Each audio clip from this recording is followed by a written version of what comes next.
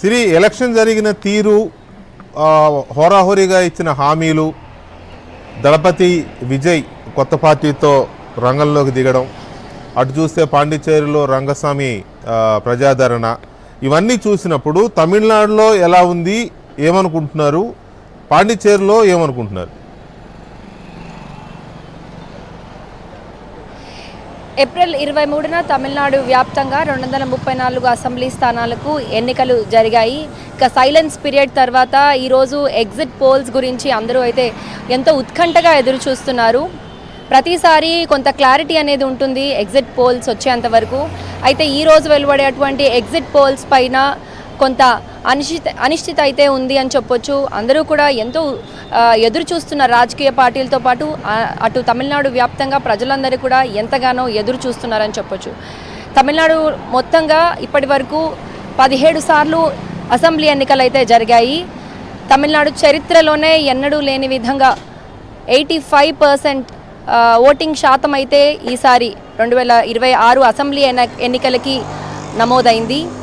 ఇంత ఎక్కువగా ఓటింగ్ శాతం నమోదవ్వడానికి ఎన్నో కారణాలు ఉన్నాయని చెప్పొచ్చు. ఇక ముఖ్యంగా ఎస్ఐఆర్తో ఓటర్స్ జాబితాలో పేర్లు తీసేసిన తర్వాత ఇంత ఎక్కువగా ఓటర్స్ టర్నౌట్ అనేది ఉంది అని కూడా ఒక అంచనా వేస్తున్నారు. మొత్తం తమిళనాడు వ్యాప్తంగా 5,87,00,000 మంది ఓటర్లు ఉన్నారు. అందులో మహిళా ఓటర్లు చాలా ఎక్కువ తమిళనాడు వ్యాప్తంగా. ఇక ఈసారి మహిళా ఓటర్లు అలాగే యువ ఓటర్ల ఓట్స్ అనేవి ఎంతో కీలకంగా ఉండబోతున్నాయి. అందుకని అన్ని రాజకీయ పార్టీలు రిలీజ్ చేసినటువంటి మేనిఫెస్టోల్లో కనుక చూసుకున్నట్టయితే ఉమెన్కి అలాగే యూత్కి ఎక్కువ ప్రిఫరెన్స్ ఇస్తూ అన్ని రాజకీయ పార్టీలు అయితే మేనిఫెస్టోలని రిలీజ్ చేశారు. ఇక తమిళనాడులో మనం జిల్లాల వారీగా కనుక చూసుకున్నట్టయితే కరూర్లో అత్యధికంగా ఓటర్ టర్నౌట్ అనేది ఉంది. కరూర్ అంటే అందరికీ తెలుసు, విజయ్ సెప్టెంబర్లో నిర్వహించినటువంటి రోడ్ షోలో జరిగినటువంటి దుర్ఘటన. ఎస్, అక్కడైతే విపరీతంగా 92% ఓటర్ పర్సెంటేజ్ అనేది నమోదైంది. ఇక కన్యాకుమారి హైయెస్ట్ లిటరసీ రేట్ ఉన్నటువంటి జిల్లా, అందులో అత్యంత తక్కువగా 75% ఓటింగ్ పర్సెంటేజ్ అనేది అయితే నమోదైంది. ఇక ప్రతిసారి చెన్నైలో 62%, 65% అనేది ఓటింగ్ అనేది నమోదవుతుంది. ఈసారి 83% ఓటింగ్ శాతం అయితే చెన్నై వ్యాప్తంగా కూడా నమోదైంది. ఇంకా ఎంతోమంది ఓటర్లు కూడా తమ ఓటు హక్కును వినియోగించుకోలేదంటూ కూడా కంప్లైంట్స్ చేశారు.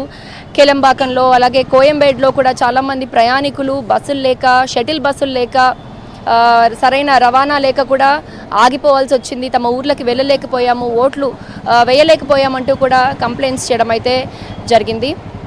ఇక అన్ని పార్టీల విధంగా చూసుకున్నట్టయితే ఎస్ఐఆర్ ఎప్పుడైతే అమలు చేశారో ఇది ఓటింగ్ పర్సంటేజ్ అనేది ఈసారి విపరీతంగా పెరిగింది. ఇది ఎవరికి అడ్వాంటేజ్, డిసడ్వాంటేజ్ అనేది అయితే ఇప్పటికీ తెలిసేలాగా లేదు. అయితే ఎస్ఐఆర్ వచ్చిన వెంటనే అటు డిఎంకేతో కలిసి అన్ని అలీడ్ పార్టీస్, దాదాపు 48 పార్టీస్ నిరసన అయితే వ్యక్తం చేశారు. ఇంత ఓటింగ్ పర్సంటేజ్ రావడానికి యాంటీ ఇన్కంబెన్సీ ఉందా తమిళనాడులో అనే ప్రశ్నలు కూడా వెలువడుతున్నాయి. మరోవైపు డిఎంకే కూడా ఈసారి ఎన్నికలు ఢిల్లీకి అలాగే తమిళనాడుకి ఉంటుందంటూ వ్యాఖ్యలు చేయడము, ఇటు బీజేపీ కూడా ఈసారి తమిళనాడులో తన